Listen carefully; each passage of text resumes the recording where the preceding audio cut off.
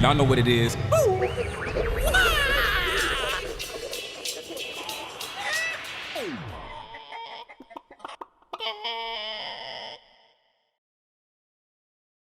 You had the opportunity to grow up in Jackson Heights, Queens in the 70s and 80s, and your father and brother were both DJs. How you essentially witnessed hip hop being born. Can you talk about that and just the early days of hip hop and how your career and your brother's career kind of was a part of that, really? Yeah, right on. Well, I grew up in Jackson Heights, Queens in the 70s and 80s. New York City was a beacon for art, whether it was the punk scene or the hip hop scene.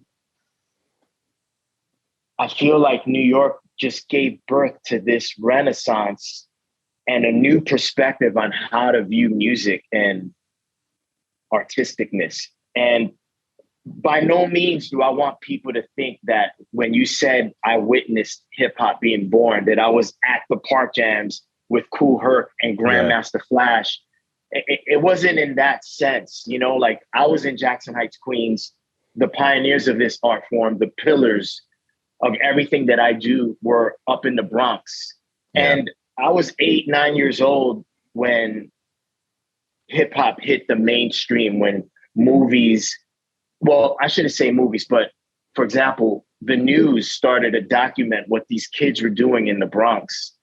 And then fast forward to me being 12 years old in junior high school, going to the Jackson Theater in my neighborhood to watch the showing of Wild Style, which is the first hip hop movie. So I wouldn't necessarily say that I was there physically at the park jams to witness this amazing culture birth, but my older brother was definitely there. He was going to the park jams. He was getting his hands on the cassette tapes that featured those park jams and DJs like Jazzy J, Grandmaster Theodore, Grandmaster Flash, Africa Bambaataa, Tony Tone, Charlie Chase, cutting it up while MCs like the Fantastic Five Freaks, the Cold Crush Brothers, the Jazzy Five, Coke LaRock. My brother would sit me down and play me these cassette tapes and explain to me everything that the DJ was doing and why and how he was keeping time for his rappers to get busy, whether it was Flash and the Furious Five or Grandmaster Theodore and the Fantastic Five Freaks.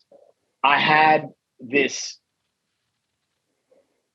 whereas now you could log on to my site, for example, Brolic Army DJ School, and sit down in the comfort of your living room and get lessons on how this art form evolved into what it is. I was with my brother getting schooled in a very organic grassroots way. And in that sense, I was young enough to see the growth of this amazing culture, specifically the art of DJing, till now, 2021. And it's online and I get to chat with cats like you and vibe the same way I vibed with my brother in my mom's living room on the couch over a cassette tape. Now we could have the same conversations via Zoom, which is amazing. So I have seen the different stages of this art form and I'm blessed because a lot of people now receive hip hop via YouTube or Instagram.